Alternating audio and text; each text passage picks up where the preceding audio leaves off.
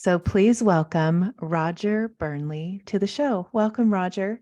Ashley, thank you so much. I First of all, I got to say I'm so honored that you asked me to be on the show. So Really? yes, I listen. I kind of hide out. So when people say, "Wait, they're going to call me out and do something," I said, "Okay, no, I'm thrilled to be here. Thank you." Oh, thank you so much. I listened to you on Next Level Soul with Right. Alex, right? Mhm. And you resonated with me. And I just right away, I'm going to ask Roger. And then you responded. I was so excited. But so as I told you before we hit record, I've been going down your rabbit hole, and we all have our story, Mhm. and yours is so fascinating of how people always say that, the struggles or the hardships and all those parts of their life that they can keep talking about and bringing it back up to the present moment when it's gone long ago. Mhm. But Right. realizing that all of those are gifts and the breadcrumbs that lead you to the moment that you're Yes. in right now.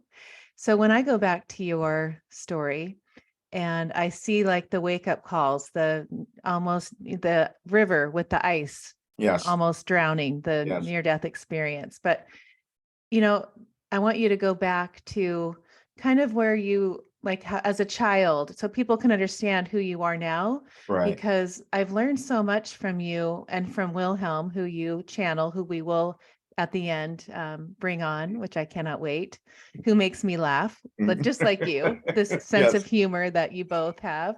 But where do you want to start with, like, kind of so people kind of get a background of where you kind of came through with all Yes. this? Because it's We'll, so we'll interesting. We'll start in the beginning because I think so many people are having these moments of memory now of things that happened when they were children that they didn't completely understand. I had so many of those. And I even had misinterpretations, I might call them, of what was really going on. And one thing that happened, my mother worked when I was growing up quite young, and so we lived in a place where my grandmother, my great grandmother lived there as well in next apartment. And so my great grandmother would take care of me, and I became so attached to her. And she had this rocking chair that I would sit on her lap, and we'd sit there. And I became so attached. And then she died. Hmm. And I'm thinking as a child, when something's taken away, you think, oh no, now I'm kind of lost. And so I went into this place of being a little sad as a kid and just feeling disconnected. And I carried this story around forever because I thought, oh, well, this happened because I lost my great grandmother. And then during a channeling session 40 years later, it comes out, no, that wasn't what happened. You heard us. You had a connection to your higher self. You thought it was your great grandmother, but you just did that because that's easier. Many Oh, people do that. We will think it's this person or that thing happened when we're receiving communication because we all have it. But right, I didn't trust it, didn't know what it was. right. Was That's she the where, Christian Scientist? yes. Okay, Okay, now so my great grandmother was not a Christian. This is interesting because we're going through a generational change now in our world, and people will understand this. But my grandmother was a Christian Scientist. My great grandmother, she came from a more traditional kind of religion. I don't even know what it was, or it could have been a Christian, some sort of Christian or Baptist, or what, I don't know. But my grandmother got into Christian Science, which at that time was really different because there weren't a lot of Black people who were doing this that we knew of. So I, right. again, felt sort of out of the box. And then because the religion itself was so different, because we didn't go to doctors or do medications and all that, because it was just about the mind. That's how Well, I grew up. That's why I loved my mom's family is all Christian Scientists. So when you ah, said that, I said, "Oh my gosh, another connection." There'll be more, but that's yes. another connection that we have. And then this is what happened though. This is what happened because I could watch my grandmother. I never saw her sick, Ashley. Right. I think one day in my life that I can remember that she was in the bed with a cold or something like that. But that was it. And the rest of it, she was fine. I am moving through my life and contracting every possible thing ever, having all these illnesses and this. And I said to her one day, why am I going through this? And why are you? You're fine. I mean, I'm really having this conversation because I'm confused. And she said to me, and I didn't understand it. She goes, you work to the level of your understanding. Wow. And that was so wise. She knew that not everyone would be able to do what she was doing. We all have these, Wow. 50 years it took me to kind of figure this out, Right. different level of consciousness. But when you reach one that she had, yeah, you could heal things, you could stay healthy, you could do all of that. Didn't make sense to me back then. But Right. that's where it started. But then I started to see that it showed up in my life later. Mm-hmm. Well, that's kind of how mind, it's always been mind over matter, Yes. and all the healing and I know that was ingrained in me, or like it's in my Yes. DNA, That and I yes, know that's that's why I'm so interested in this, at this level of spirituality. I've been going deep since I can remember, being mhm, that seeker of something, but I know that part of my background has something to do with that for some reason. exactly. But then I went through, and maybe a lot of people went through this. When we went through COVID, when we Mhm. went through all of that, wow, was that challenging?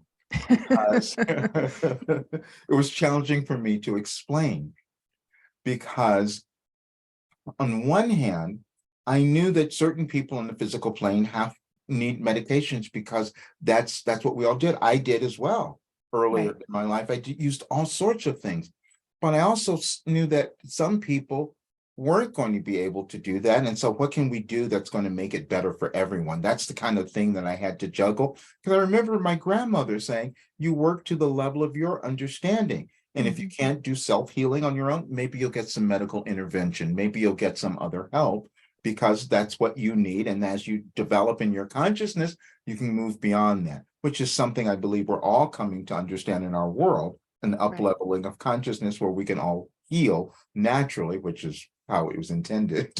So, Yes. Yes, exactly. So when you go back to, I mean, the diversity, who you are is like, you love to help people find their purpose. mhm, And that's me too. So my other parallel to you is right. I coach kids, teenagers, and parents because Oh, I wonderful. have two daughters that, because I've always been the seeker, I knew that I wanted to teach them their Mhm, whole life of all the tools that I believe that are so important right. to know and have that clarity when they leave me Yes. to go whatever they're going to go do. Um, to just for me as a mom to have the confidence, because I didn't have that, like where were at too. Like I was just drifting. I had sometimes I'd sit on the floor and do my taxes, and I had probably a 10 W-2 forms, like that's how many jobs I had in a year.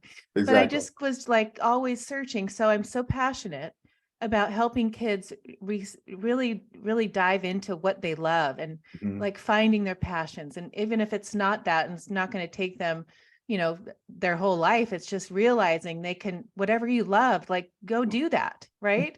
Yeah, well, it took me my whole life, so we can talk about this. And I just want to say it because I want people to understand this. And I probably said it in one of my interviews. I said, wait a minute, I turned 70 or 71 or whatever it might have been, and said, oh, I just found myself. Right. You know? Exactly. I love And it. so this is like you. So this is why I am passionate about getting others to find themselves so they don't have to take as long as I did. They don't have Exactly. to spend that time in like wandering around because I know everybody has it within them.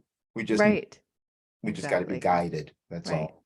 Yes. Okay. So talk about a few of the ones that, I mean, you were a vocal coach. I mean, talk about I mean, that is fascinating to me. I Like, got I mean, but explain it from the higher perspective. Like when you look back and you're like looking at your life and you yes, see why the things are all coming together. yes. The vocal coaching was to show me what was possible. It was to take me out of, and it was a string of events that it covered my entire life. And I just was I'm working with someone, they're writing a book, and I was just talking about this earlier.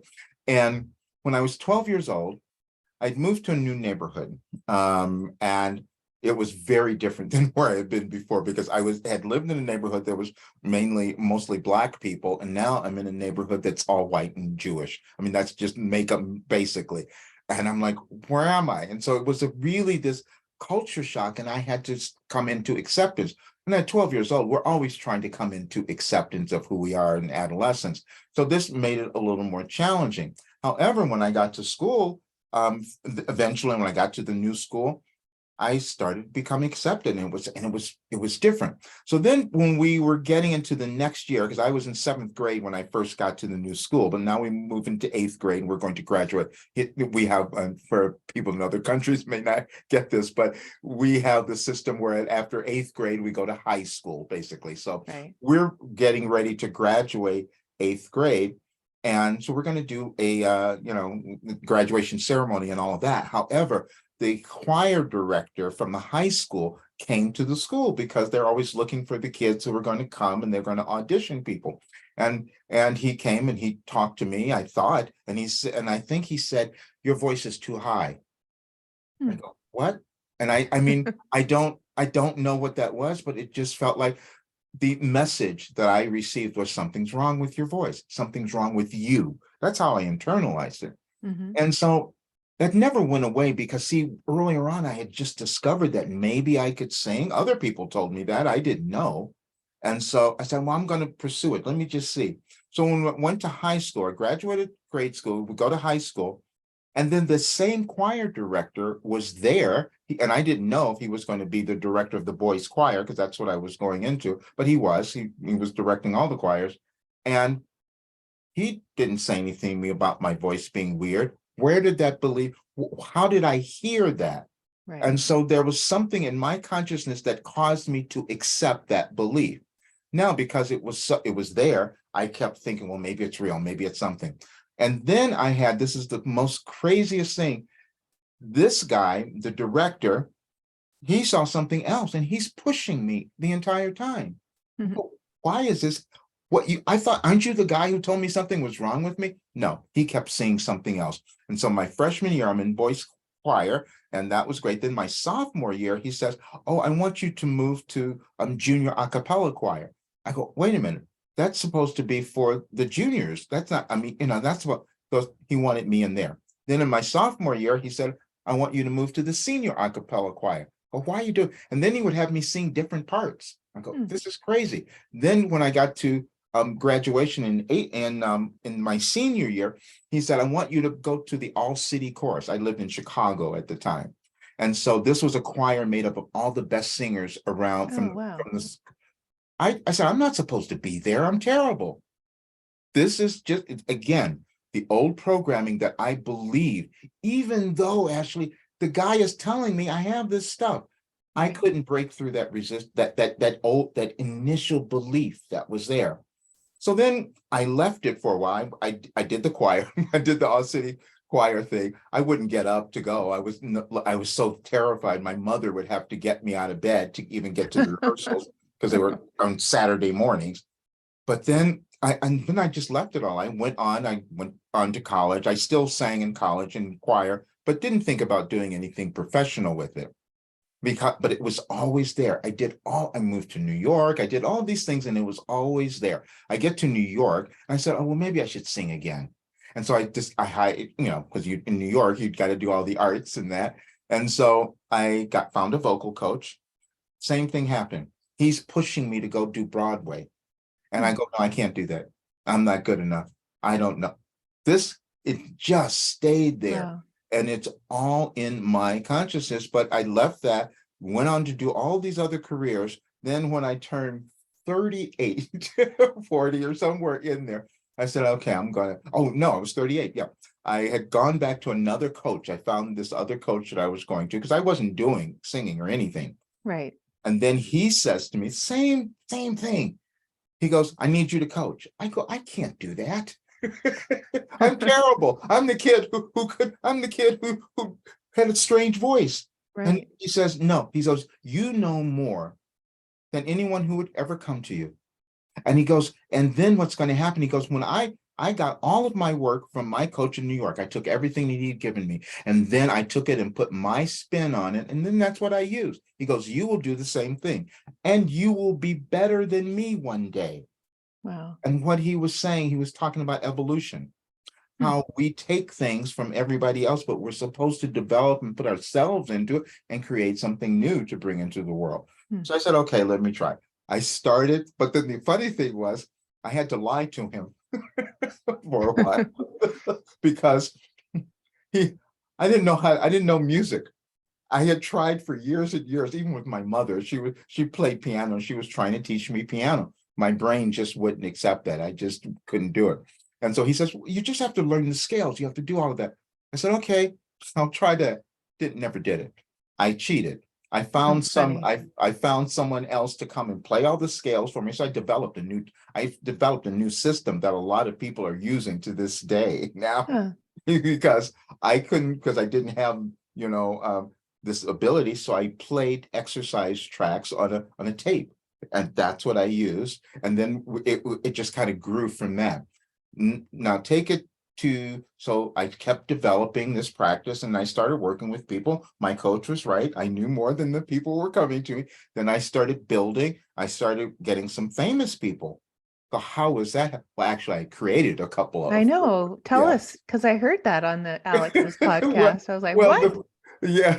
I mean, there were just so many that I've worked with, but there was the very first person that people might know now was Macy Gray. You know, she came to me when she was in college. And again, she was going to college for something completely different. She was in the film department, the film school. That's what she thought she was going to do. Hmm. And then, but other people saw her writing ability because she would write poems and prose, and they said, you should put this to music. Oh, But then they told her, your voice is terrible, though, so you need to find a oh, wow. coach. So that's how she got to me. But the same thing, when she came, she had all this resistance. She didn't believe it. And so I'm seeing myself Yes. reflected in, Right. in this. And because she would make excuses, she wouldn't show up and all of that. But she got it done. And then the funny thing was, and I hope people get this. Now, then I lost touch with her. I didn't see anything when for years. Oh, And then because then what happened was people kept talking about Macy Gray. I didn't know who that was. You see, the person who came to me when she was in college was Natalie McIntyre.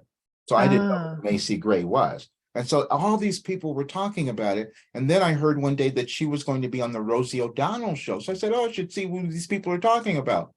And actually, I sat there, oh, turned no on the way. yes, I saw her come out and I fell off my sofa Oh, I because I was bet. just so shocked. And then Wow, I love and then that. and then the rest of it, and then she called me a little while later because and this is the other thing. I want people to really get it. She called me a little while later, I don't know, a few months or a year or so, because she had been on tour this time. But she didn't need help from me at this time. She wanted me to coach her backup singers because they had been traveling Europe and their voices were trashed. And Oh, so she wanted funny. them all, three of them. So they all came to me so I could repair their voices. Oh, wow. Oh, Yeah. I love that. And then I started getting all these other folks. And then I was coaching the sons and daughters of all the rich and famous, which was crazy. I still have next week, Mel Torme. If you Oh remember my gosh. Yeah. his son James Torme, I still coach. He has a show coming up. So I had, I had all of these people who were um um one of them a group of one famous rock band from the others. I had so many of them that came to me at one time. I had Nona Gay, who was Marvin Gaye's daughter, got her a record deal when she was 15. Then I had Brandy, who came to me when she was 12. She got her first record deal at 15 as well. Jeez. Yeah, I had all these Roger. people, and it just kept coming. But then it changed. Right. And the automatic writing is what changed, right? Isn't that where? I had started, no, I was hiding all that, Ashley. Oh. That started in 1988 when I first started coaching because I was so freaked out. I didn't think I could do this, and so I needed help. So I read an article about automatic writing. This guy was going through this big change in his life, and he with a business, and he said he started doing this and started receiving information, and it helped him. I go, oh, okay. I'm desperate. I'll do anything. Right. So, and I had been meditating a bit. I'd done some other things. So I said, let me start. And I did this for several days, sitting down in my meditation. The only thing I changed was that I went to a table, because usually I would sit on my sofa and just meditate. But now I said I'm going to do the writing. So I'm going to sit at my desk, and my dining room table is what I did, and see what happens. For several days, I had the paper there, nothing came through. Mhm. Then one day, it felt like, literally, it felt like something just took over my hand. And I'm writing things, and I go, this is weird. And I had this connection to what I was hearing, and it frightened me. And I Hmm. said, who's speaking to me? We all have this. We all have something speaking to us. But I said, and then I heard, this is another part. This is another part of you. It's your higher self, or whatever you want to call us. But if that makes you uncomfortable, because it did, because I wasn't going to tell anyone, I said, you can call us whatever you like. And then Wilhelm came out of my mouth. I could never have told you why would I have that name? Right. I'm not German. I'm not, I didn't know Right. any of that, Huh. and I didn't make that connection until decades later, why that name Right. came to me. Huh. Well, I want to break in there for a second. So part of my morning routine, is for as long as I can remember, I automatic write. Mm, And it's getting to where when I'm listening to you explain your automatic writing and how mhm. it evolved and how it's come to channeling, and it's where I go back and I do read, and I don't know the words. That wouldn't have been my vocabulary, you Yes, know? yes, yes. And so Yeah. it's almost now like they're my friend. Like I would be missing them if I didn't write Yes, every morning. It's that yes, feeling of emptiness or something. I can't explain it. Is that what you yes. feel? I talked about this. I'm so glad you said that, because I got to the place. In the first, it was, uncomfortable, and I didn't want anybody to know what I was doing because it was private and all that. But something said to save them, so I saved everything that I would write. But it was but then I started seeing the results. And like you, I wouldn't leave my house unless I could do this, unless I could sit and meditate and do my writing. And because I also knew that when I did it, no matter what was going on before, how I felt, I would get some information that would cause me to feel better. Now I Yes. could start my day in a different way. Yeah. Oh, 100%. I mean, I almost get tears when you said that because it is that way. It's a Yeah. comfort. It's like it's a knowing, and it's there to like, for me, it's saying, yes, this is the right thing. This is where Yes. you're going. This is confirmation. Yes. It's so, yeah, it's a, And you feel it in your body because it's this kind of peace or calm or yes. more clarity that, Oh, that, for that sure. comes in. Yeah. Yeah. Oh, for sure. Okay. So you saved them all and Mhm. someone found them. And Well, yeah. I was clumsy. I was at my office at this time, and because I would always write them in longhand. That's how I did it all in the beginning. And this one message was sitting on my desk, and somebody came into my office and they picked it up and they read it. And I said, wow, who wrote this? And I said, oh, I had to explain it. I did some, I couldn't, because I couldn't explain how it was there, but they said, because wow, this really helps me. And I said, well, yeah, I do it every day. And they said, well, could you send them to me if you do that? Because this is really helping me. And I said, okay, fine.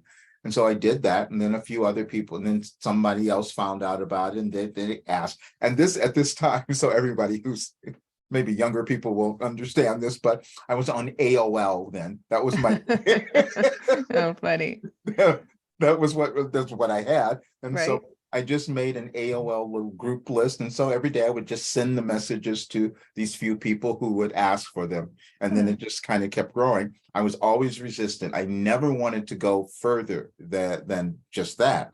But then someone said, no, this is ridiculous. Create a website. I didn't want to do that either. And I'm not a tech person. I don't know how to do any of that. But one guy came along and said, I'll just create it for you. I'll just do it because you need to publish these. I was always being pushed. And I talk about this because I think sometimes people get down on themselves when they have to get help, like, when they have to go to coaches or get guidance or something like that. No, we all need that because Right. we just gotta have that extra support and push. And so I needed that every step of the way. Even circumstances seemed to push me, even when I wasn't doing it myself, Right. and that's how it started. But I never would have done the channeling. I wouldn't have done that live. I started allowing the speaking to come through in about 2015, I think somewhere in there, that it would just come to me and I pick up my phone and pick my recorder and just record whatever I was hearing. That's just how it started. But then later, when I knew what was happening, where I was changing, I said, okay. Well, my guide said to me, okay, you have to start talking because we have too much to say. Oh, wow. Huh. Well, isn't there some, you met somebody that had the Edgar Casey books. So you kind of Oh, understood that that and is what he, but see, I'm so glad you mentioned that. How did you find that? That's crazy. I told you I went down your rabbit hole. Oh, When I wow. mean that, I mean it. Um, when I was how old was I? I was coming out of high school and I had these great friends. And we all worked, I was living in Chicago then, and we worked at the Museum of Science and Industry in Chicago, which was great. It was a great job. And because we would do it in the summer or after school, whenever we could, or weekends when we were in school. And so this one family I became very close with, and so I would go and hang out with them.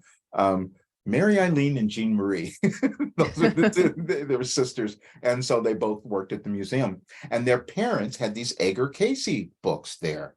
And they would be talking about this. And there was a part of me that kind of, it was weird. It kind of seemed like, oh, I guess I'm exposed to this for a reason. Didn't understand it, never read them, never went into it. But it was just that it was introduced to me Right. at that young age. Didn't come to understand why that was important until Mhm. many decades later.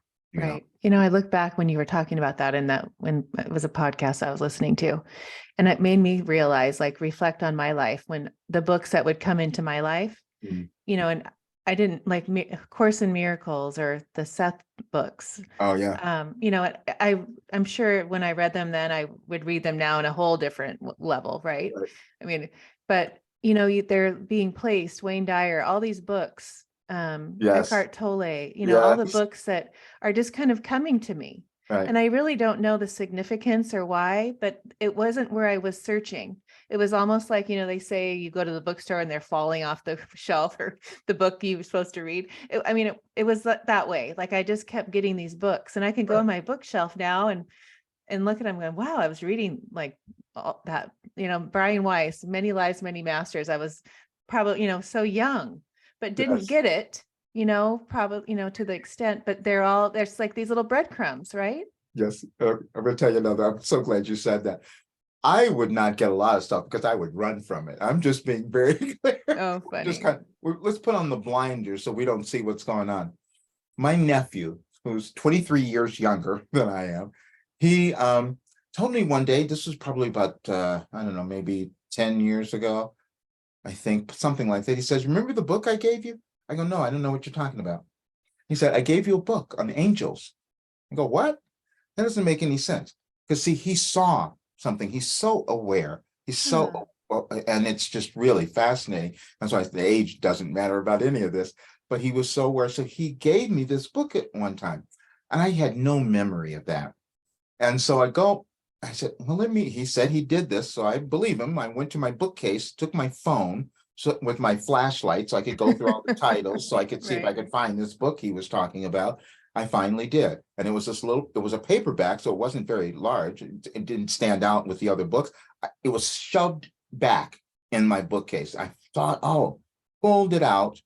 I go in my living room and I sit down and I open it up and I start to read it and I burst out in tears. Wow. The Huh. recognition was so clear of what I was here to do and who I was. And I was running. Didn't want to see it, didn't want to know, didn't want to accept that. Explain that. Go a little deeper there. I'm trying.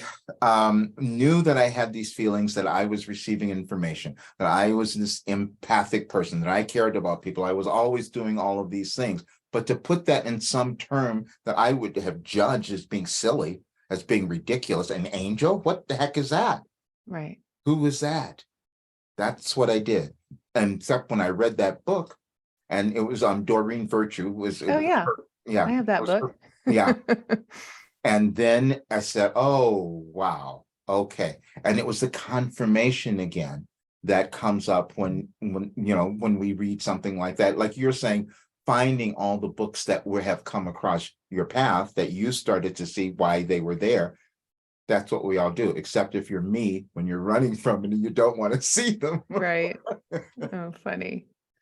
There was when you were in New York and you had the salon, you were like the manager and you didn't know why it was the most successful. So I have a parallel to that life Mhm. that I wanted to share. But will you start that explanation, because it was saying something about, because you're talking so much about finding your purpose, Mhm. and you were like searching for that, Mhm. and you fell into this job and you didn't know why it was the most successful. This, I think you're so good. This is great. You went down the rabbit hole. That's for sure. But this caught me because I want to share with you my experience too Yeah. with this. I was working. I did crazy stuff. I left college just like in the middle of a semester because I didn't want to do this. And I took a job being an accountant for 4 years. I thought, oh, I didn't want to do that either, until they said, wait a minute, you need to get a college degree for the work that you're doing. Even though I'm doing the work, they said, you should have, no one's done this work without a college degree. So they wanted me to go back to school at night to get a degree. I said, I don't want to do that. And so this friend said, I've got a job. My sister is going to be leaving. We need someone. And this was at a beauty salon, a high-end beauty salon in Chicago. It was in a department store called Bonwit Teller at that time, which was, kind of like Saks Fifth Avenue, if people can Okay. think of that. So it was a big deal. So I said, okay, great, I'll take that. He says, don't worry, my sister's going to be leaving, moving to Florida, but she'll train you so you'll understand everything. Piece of cake. I get there, day 2, she has to go in the hospital. Oh, She, geez. and she's not coming back. Oh, no. I'm this That's kid, funny. basically. I don't know what the heck I'm doing. And now I have all this responsibility and I have a staff of 35 people. Oh, I wow. go, what am I going to do? And so I said, I'm really kind of freaked out. And then I could feel some of the people who work there had been there for years, like 20, 30 years or whatever. They had worked there. And so they're seeing this kid coming in that's going to tell them what to do and and who doesn't know anything about the business even. It was horrible. So I go, what am I gonna do? And so I said, okay, let's have meetings. I said, so I started calling the staff together. Let's have a staff meeting. What do you guys need? What do you want? What's going on? I mean, tell me everything. And they started breaking down because they said, no one's ever asked us that. Huh. No one's talked to what, nobody did that. And then because I was so insecure, I started doing something else. I would, when someone would come in, walk through the door, I would ask their names first of all, and then I made a point of trying to remember. And so then when they kept coming in, I could greet them. And they go, Right. oh wow, you remember me? Yes, I do. That's what happened. So then the salon that I worked for was a part of a big company. They had 500 salons all over the country. And so what they started noticing is that mine was doing the best and making the most money after all this time. And they wanted to know what I was doing. I said, I don't know. So they kept bringing me, they would fly me from Chicago to New York to ask me these questions. Oh, And then funny. this one lady that was over me, the assistant vice president, she was just really upset with me because she said, why are they calling you in here? We know what to do. I said, I don't know. This happened 3 times that they kept flying me back and forth to New York. I mean, yeah, from Chicago. And I could never have told them what I was doing. It Right. wasn't until years later that I realized that what I was doing, relying, because I didn't know anything, I had to just rely on just being me, Right. just being open, just being gracious, just being helpful in because that's who I've always been. And that's what made the difference. But Yeah. it took me years before I ever put that together and figured out that's what was happening. Well, you did that for me because I started a day spa, Roger, with nothing. Uh, Just with nothing. Fake it till you make it. I didn't know what I was doing. yeah. Zero. I've never probably had a facial maybe twice in my life at the moment. Like it was just a kind of like if you look back and say what was going through Ashley's head, it would have been like she's losing it. Mhm. But it was that when you were explaining that story, because I didn't know what I was doing. Mhm. I really, really was fake it till you make it. I was just like, I've got to figure out how to make this work. And I would never let anyone work the front desk. It would be me because it was my Yes, thing, right? And yeah, I knew everyone's story, and it was sincere because that's just me. I yes, really yes. am deeply involved in everyone's life. So Right, we would have, it was just this, I built it, it's yes, like that, we build it, they will come. And right. I just had that knowing in me, like, but I didn't know until you were explaining that. Like, when I did, but it was like, yeah, I didn't know what I was doing. I just knew I only had me to do it, like with whatever. Well, no, you have to listen. I didn't figure that out for decades. So that's why I tell the story, because I had no clue. I could never have given them that answer. And then even when the next thing happened, they moved me to New York eventually. That was the other part of it, because there was this big stylist in New York who would come and saw what I was doing in the salon. And he said, well, I have to have you, because now they were moving. He was taking over the salon at the Plaza Hotel in New York, which Oh, was a wow. big deal. Right. And so they were renovating and they wanted me there. And so they moved me to New York. That's how I got there. Huh. I didn't stay with him, but anyway, that is what got me to New York. Oh, neat. Yeah. Okay, we need to talk about it was so, I love your story so much. So I did spend half of our interview on that, but I do want to I wanted to start talking about when you are finally opening up, you're channeling Wilhelm, Mhm. you're getting messages that are, you're seeing things that are coming. He's giving you these insights. You're helping people. You created this business with these programs. Mhm. You're helping people discover their purpose. Like you've kindly, like you've fell into something that now it's like, okay, Roger, here we go. I don't care how old I am. This is what's coming. Mhm. Um, and it was, how can I explain this? Yeah, I want everyone to understand. I was doing all kinds of other things. But I knew I was being moved in another direction. So when I took the singing thing, the thing that I thought I couldn't do, that Right. was so terrible. In 2009, someone contacted me. Okay, let me go back. In 2008, I had this big business I was trying to create, or 2007, I think I started it. And it was huge. It was this big entertainment complex, and it was in Hollywood. And I was going to do all of this. And then the next year, the Great Recession happens. Right. I lost everything that I owned in my life, all the Wow. money, everything. I mean, I had invested $144,000 into putting into this place, and then everything was gone. Oh my gosh. And I'm thinking, and I had nothing. I was trying to hang on to this place forever. I sold everything. I did it because I needed to keep it going, because I was responsible for these other people who were there. This is all the stuff I'm going with. And so then at some point it just ended. There was nothing else I could do. I had to move in with my brother because I had no money. I had nothing left. But just before that, some person contacted me and said they wanted to do a business with me, about singing. And there was so much stuff going on at that time, and people scamming things. And I thought, this is just a scam. This is just somebody else, because Right. I'm desperate and trying to figure out something. That's why they're coming to me. Right. And then I didn't hear from him for a while after he made this kind of initial contact. But then he came back and told me, oh, I'm so sorry. I had swine flu. That's why you haven't heard from me. Oh, geez. But he was real. And Oh, so good. then we said, okay, he explained to me what he wanted to do. He had done marketing for this other person down in Nashville, and he had done really well. So he'd learned all this marketing, but he wanted something now where he could make it a bigger business, and where he could have a better percentage of the partnership. And so I said, well, I have nothing, so I'm open. And so Right. then we made an agreement that he would do. He said he just loved all the stuff that I was doing. He had found me on YouTube or something, I'm not sure. But he says, I'll do all the marketing and promotion and create and do the infrastructure and all that. All you have to do is create the program, create the information, and coach and work with people. That's it. And he goes, and you might become an internet celebrity. I hope that's okay for you. Yeah, you're right. I mean, this was like, I took this with a grain of salt when he said Right. it to me.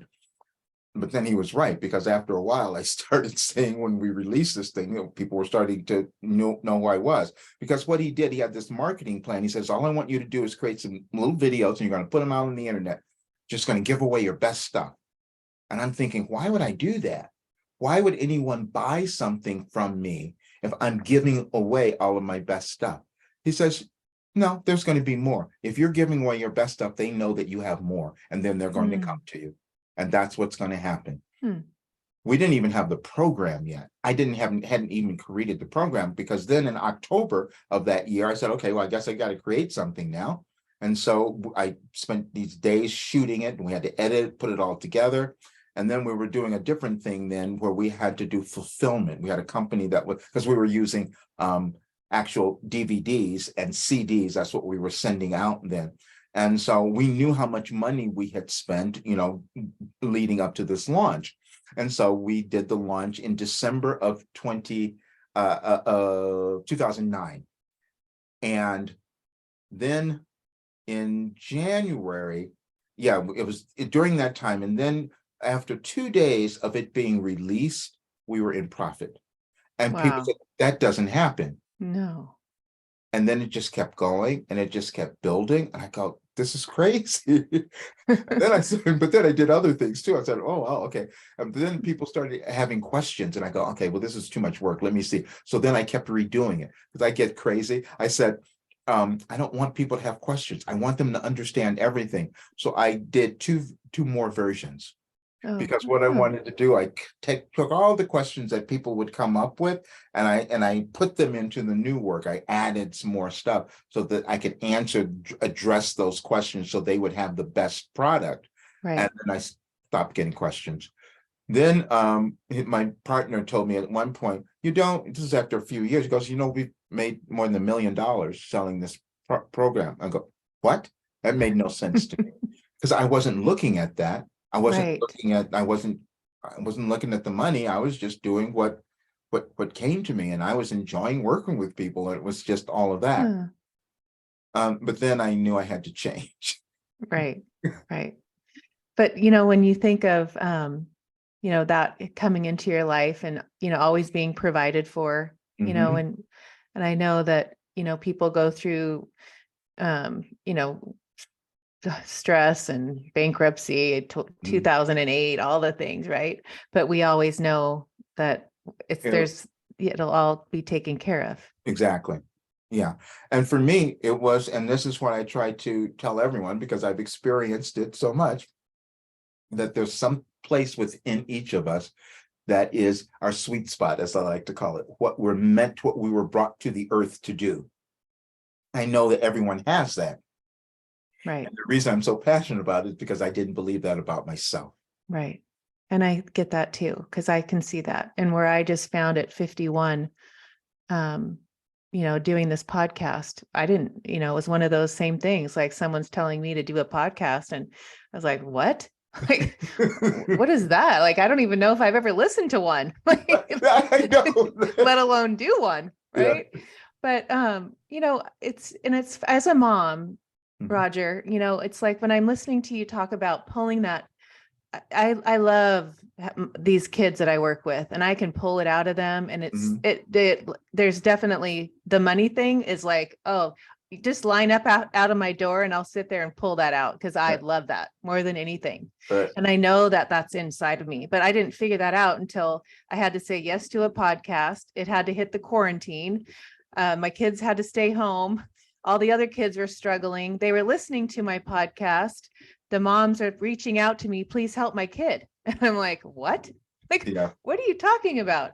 But and then I just kept going. Yeah. And, when so will you explain, you don't have children. No. As a parent these days, and all the distractions, all the the stuff that I'm parenting with. And I really work with my girls like this. One's going to be a senior next year, and one's going to be in 9th grade. And we're getting to that place where, decisions of, future and finding the passions. But you have you have something in you that you have that too, where you pull that out. Yes. kids and people, adults. Yeah. And you know what it is? What? Doing exactly what I did when I started writing. Because what would happen is, and I want people to understand this, I just asked the right questions because I believe that we all have this innate knowing. It's just within us. It's just been blocked because of what we've lived, what we've been taught, what we might have even experienced, especially if we screwed up something or had a failure. Oh, well, that's just a mess. No, that's just what we're doing in our consciousness, but it took me so long to understand that. And I had to experience every roadblock and every difficulty before I would finally start moving in the direction of what I felt and knew that I was meant to do. And I see that with so many people. I'll tell you a story. Okay. Give this was, and I love this one so much because it took me forever to figure it out. I had this guy who was a client, a vocal client. This is many, many years ago. And he could play piano, all the stuff I couldn't do well, understand. He could play piano and he could sing, and he wrote music, like brilliant songs. And I said, this is wonderful. And he was playing he would play at a church, but I'm thinking, you should be on a stage. You should be taking this further. He goes, no, I don't want to do that. I go, why? He goes, no, I don't want to do that. He couldn't get to that next level. And then he said, here, I'll write some songs. I want you to do them. And he gave me 2 songs that I put on my very last album. And I said, because he wasn't going to record them. He wanted me to do it. And I thought, what is that disconnect? I remembered he's just like me. Right. Where he couldn't accept this gift that he had and how brilliant he was and kept denying it. I did that from the time that I was 12 years old. It's not there. It's not me. And I see that. And so when I saw that, and I've seen it with so many clients, over the years, this acceptance, this disbelief of who they are. So then I started saying, oh, I get this now. So I started shifting a little bit, and I went and then created a program called, when I started moving in this direction in my life, I created a program called The Complete Artist, because I said, when you are performing, if you are connected to what's authentic within you, then it's not going to be fake. It's not going to be all of that. And then your audience will respond. Yes. And that was probably one of the most fun things that I did, because I did a shooting in a theater, and I had these participants so they could explain things. So they would get up and do something. I said, okay, let's think about this in a new way now. Let's go back. Why are you doing this? What is the purpose of it? How does this connect to who you are? All of those things, that questions, especially young people and artists, aren't asking themselves. Why am I doing this? And then you would see the differences, because they would get up and perform something, then we talk about it, and I'd have all the people in the group chime in and all that. Then the person would take all that in and resonate, and then they'd go back and do the performance again. It was a whole new ball game. Oh, I love that. I love that. I just my girls do pageants, and I help some girls with their mindset. I help my girls with their mindset. But what you just said, I had this full-on hour of conversation yesterday about, they just want to see the authentic you. Take the onion and peel all those layers, and they will fall in love with what's inside, not the little pretend thing that you're smiling and doing this dress. They want to connect with you, your eyes, and the love and that soul that's inside of you. I mean, but it's that same thing. Yeah. What? I'm so glad you mentioned pageants, because this is different. I just want everybody to understand this, because people have their judgments about pageants. Okay. No, I know. But I was a judge on a pageant. Every 2 years, I would go to Florida and do this. I was a judge on this group called Pageants of America. And it was just the most brilliant experience, because they were judging on character. They were judging on something else. It wasn't just about looks. It was because they had to do other things and show us. Right. It was the most, it was the greatest experience. Unfortunately, they stopped it, I think, because they probably got flack from other people from pageants and all of that sort of stuff, except this one was causing these women to become young women, I should say, to get in touch with who they were, to start to embrace themselves. And it was just such a wonderful experience when you get rid of all the other stuff that people think the pageant might have been about. My girls have been doing it since they were 8.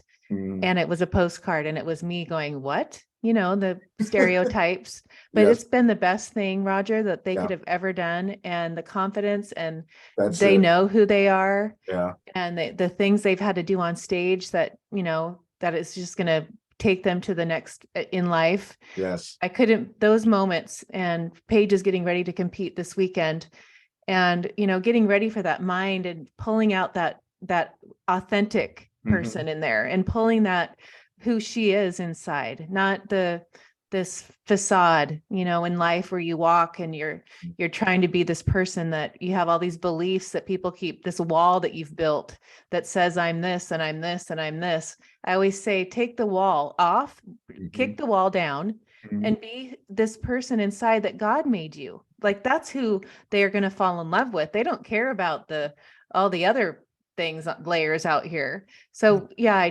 resonate with you with that, because I want these people to just like shine, they know who they truly are and what they ignites them. I'll give you something else because I got this through a writing long, long, long time ago, and it was and I hated receiving it though because it's uncomfortable. It says the biggest irony in life is you go through your life attempting to be everyone else, trying to be all these other people that you see, only to get to the end of your life and recognize that you were only trying to become yourself. Yes. Oh, yeah. Oh, And I that's love the that. process. Yes, it is. Can we end on, we have like 10 minutes. Do you Oh, mind? yes. Can we move on to Wilhelm and try to get to what Wilhelm has, where you're at now in your teachings? And that's a big part of your life. You're Yes. 72 now? Yes. Yes. Yes. So to think of where you're at right now, and doing this amazing work and changing people's lives and opening their hearts and their minds to where we're going in this ascension, this new Yes. earth that can Yes. we cover some of that? Absolutely. But Perfect. I just loved, thank you for sharing that. I feel, but your story, because I just Mm. think you're adorable and I think you're amazing. Thank you so much. Okay, 1 second.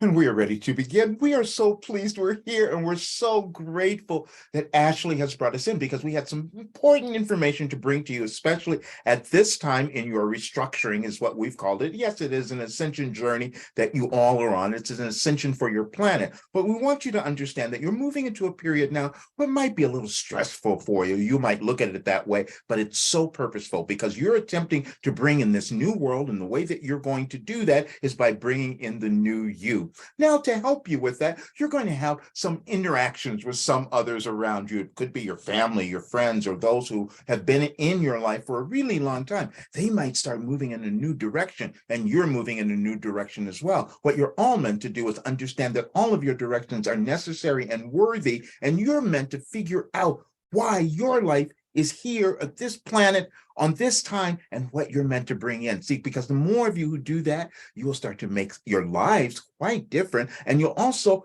end this particular time in your world in a much better, higher dimension of understanding and awareness. Now, we talked about the fifth dimension. You've all heard those things. What is that? The fifth dimension. It's where you think differently. It is a different awareness that you will develop, where you understand your importance, you understand your worth and value, and that you were here in this plan to bring in something that is new. You have to let go of all of the old stuff. This is a generational change that you all are moving through, which is why it's felt a little chaotic. But if you understand that you have to bring down, uncover the old, what didn't work, what didn't serve you as an individual, and what didn't serve your world and your society as a whole. And that is what is happening now. And we've given it different names. You'll hear many other things out there, but we've called it a restructuring, because we want you to know that it wasn't bad. Nothing any of you did was bad. It's just that you needed some greater awareness to bring in something new, that your world will sustain itself, that your planet will become the place that you all wanted it to become, because we know that it's within you, because you wanted to love yourself. And all the information that we give you is to that end. There's nothing more powerful that you could do than to decide to love yourself. It does require you moving through the old stuff, but when you decide to love yourself, you'll have a different life in a different world. And we love you all so much, and thank you so much for listening to us. Can I ask you a question? Yes. Did we all choose from the soul level to come here at this time to help the ascension? Yes. You won't have memory. You'll have glimpses of that. You won't have a complete memory of that. None of you do. Then it would be pointless. If you knew everything before you came here, your life there would be no purpose to that. You came to evolve. You came to evolve from what was old before. This is how your world continually becomes more. And so the way that you do that is letting go of everything that was there before and coming into something new. It's just that this time is different. This time there's energies that have happened in your planet for over eons that needed to shift, that needed to change. And this is why you're all here. So your chronological age has nothing to do with your evolutionary journey. We want you all to understand that no matter if you're not too young, you're not too old, you're on an evolutionary journey that is really valuable. But it has to happen when you move through the restrictions and limitations that have existed within you, and then your world would do the same. And this is, you say, a planetary ascension. Yes. And this is why we want you, there are generations of things that have occurred, and you're going to see so much more of it now, because there's an accumulation of energies that have happened over time that have not served the whole, that have not served Mother Earth or Gaia, however you think of it. And so there was an adjustment that needed to be made. You needed to bring in more of the feminine energy, you see, and your planets are helping you do that because they're shifting into another dimension. And you've been ruled, this planet of Pluto has had great influence over all of you. And so that's moving into a new place, and it's not quite there yet. So you have a little more work to do. However, when it moves into Aquarius, that's what you've all been waiting for, because that's when you come together. That's when you understand the value of you and understand the value of everyone else, and then you create a much different world. So we are moving into the age of Aquarius is what we can think of it as. Absolutely. Now, yes, and this is why you're going to be confused, because many of you think that there's going to be some great thing that happens all of a sudden. No, it doesn't happen that way. It's a gradual progression.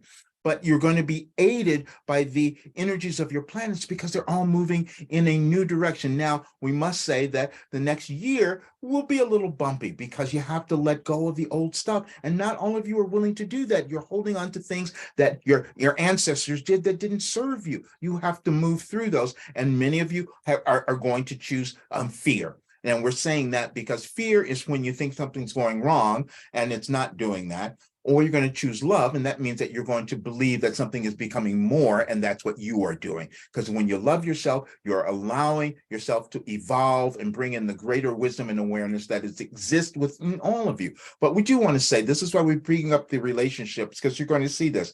You are listening to us, and many others will not. And many others will not understand that. So your job is going to be raise your consciousness above what they can see so that they might get an inkling of the beauty and love that exists within you. But it's going to benefit you more because you are the ones who came to help bring in a new world. Oh, thank you, Wilhelm. That was amazing. Thank you. And you don't remember anything? No. Just, I mean, no, I get, oh, wow. No, New World, I remember that at the very end. That's still there. The rest of it, no. It'll come back. That was the thing that was so challenging in the beginning when I was doing this, because it would freak me out, because I would do something and then come back and listen to it and go, how'd that happen? There was one time in a live session where someone was there and they brought up something after a session. I go, how did you know that? And they said, Wilhelm just said it. I had no memory. Yeah. Huh.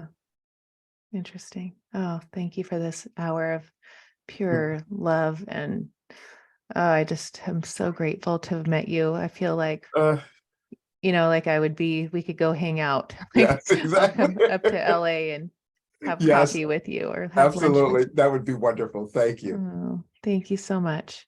Great.